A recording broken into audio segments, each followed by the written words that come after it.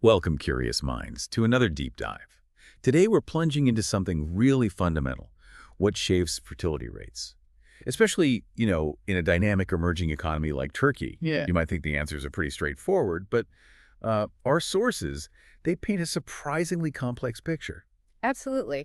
And our mission today is really to unpack a recent research paper. It looks into the socioeconomic and demographic factors affecting family sizes in Turkey, specifically from 1990 up to 2022. Okay. It's all about understanding that, well, intricate dance between individual choices and these bigger societal trends and some surprising economic stuff, too. Right. So let's try and uncover the key forces at play and, what they might mean for the bigger picture you're building. Okay, let's dive in. When we looked at the sources, one of the most maybe counterintuitive findings was about women's income. What did the study actually find there? Especially this idea you mentioned, the Kuznets curve. Right, the fertility income Kuznets curve hypothesis. It sounds complicated, but basically think of an inverted U shape. Okay, an upside-down U. Exactly. For a while, economic growth, or specifically rising income for women, seems to help fertility. But then it hits a kind of tipping point. A tipping point. Yeah. The research showed that initially, a 1% increase in women's income actually led to a 3.60% increase in the fertility rate. Wow, an increase. Yeah, quite significant. It suggests that, initial economic security might empower women to have the children they want. Right, makes sense. But then, after a certain income threshold, and in Turkey, the study suggests, this was passed around 2016, that positive effect flips. It turns negative. So more income starts to mean fewer kids after that point. Essentially, yes. The idea is that beyond that threshold, the economic prerequisites for parenthood, the lifestyle demands in more affluent societies, they start to deter childbearing. It's a dynamic thing, not just richer equals fewer kids. That's fascinating. So if income has this sort of curve effect, what about other aspects of women's empowerment, like education, health, what the paper calls human capital? How does that fit in? Yes, human capital. That's a really important piece. And the findings there were quite clear-cut, actually. Oh. Women's human capital consistently showed a strong negative link with fertility. So more education, better health means fewer children. Generally, yes. The study found a 1% increase in this human capital measure resulted in about a 0.14% decrease in fertility. Educated women often, prioritize career development, family planning. It tends to lead towards smaller family sizes. And so this isn't just a modern thing, right? Not at all. They even point to historical examples like 19th century Prussia.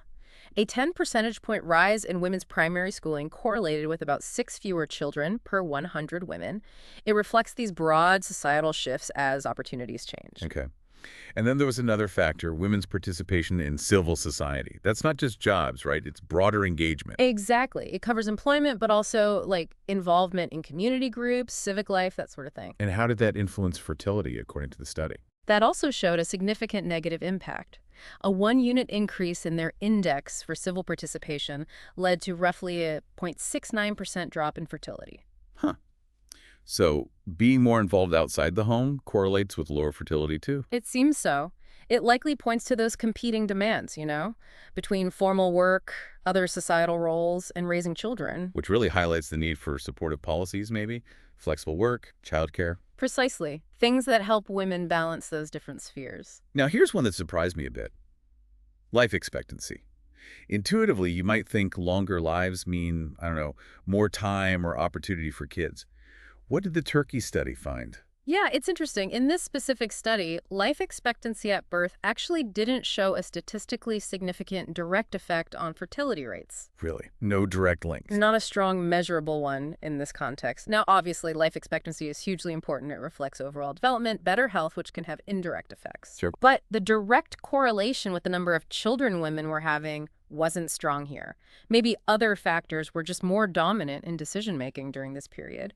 Or it could relate to Turkey's specific stage in its demographic transition. Okay, so it's not always the driving factor, we might assume. Not directly in this case. So taking all this together, the income curve, human capital, civil participation, even life expectancy. What's the big takeaway?